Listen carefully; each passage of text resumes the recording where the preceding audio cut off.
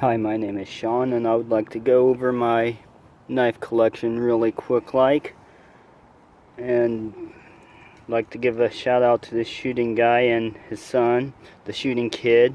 They inspired me for making this video. They do a lot of good reviews on knives and different types of firearms. Pretty cool. But we'll go over this one first. It's a SOG. I always keep this one in my truck because you never know when you're going to need a knife. It works pretty good. I filleted fish with it when I forgot my fillet knife. It was a decent knife. Move on to the cold steel. I use this an awful lot. It's really good for batoning wood, hacking down stuff when you need to. So Leatherneck SF, full tang. It's got a nice metal butt in case you need to hammer something with your knife. And then it has a really nice sheath, a Secure-X sheath, which normally I have cordage wrapped around it, but I used it all, so I need to put more on.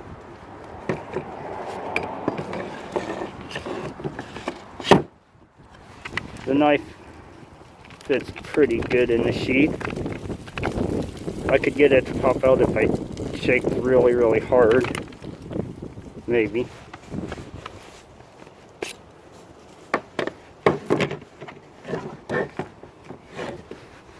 But pretty secure sheath. Good knife.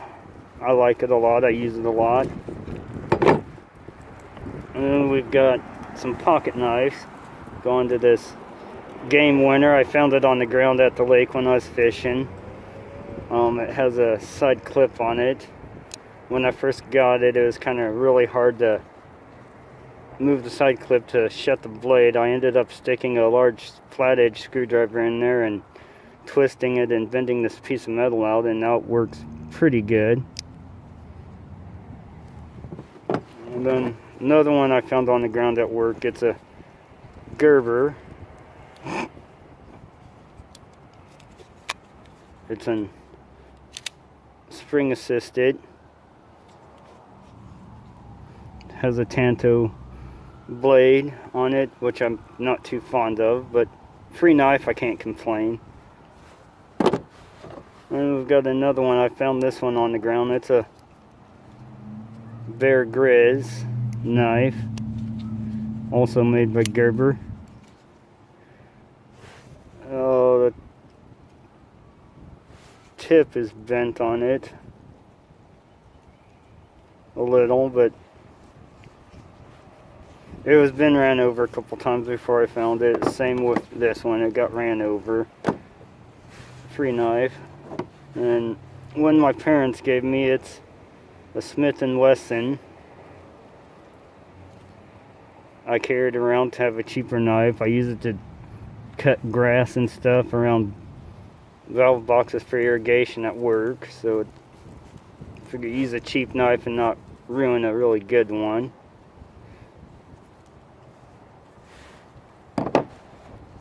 Then I have this Winchester. It's kind of like an old timer design, or some of the bucks out there.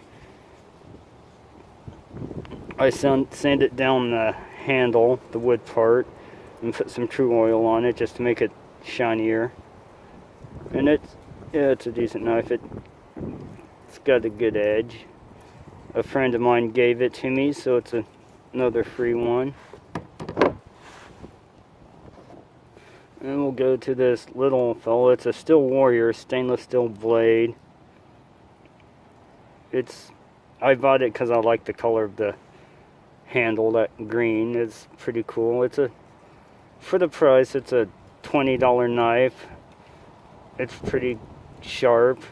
I don't know how durable it is because I don't stab it in the ground or anything, but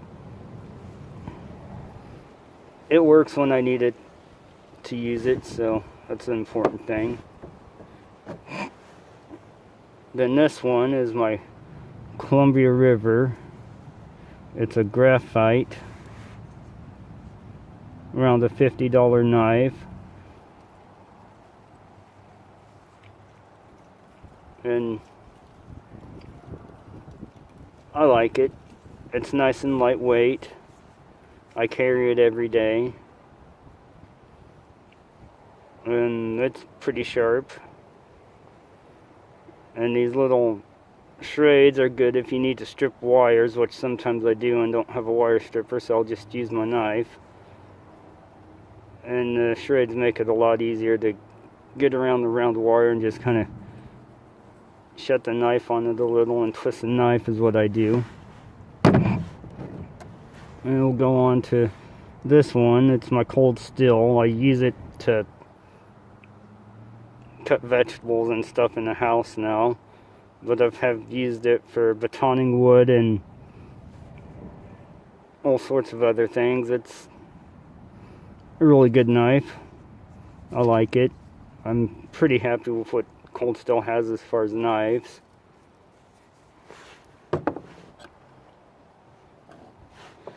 And then we will go on to this Baronson. It's just a straight edge razor. Unfortunately, it's not sharp enough to shave with, but it is still pretty sharp. It's a nice little knife.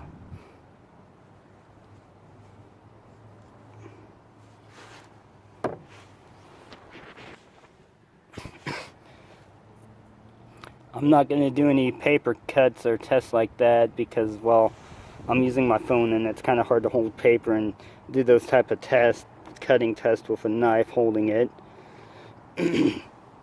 But this is an overview for my knife collection. I hope you enjoyed. Thank you.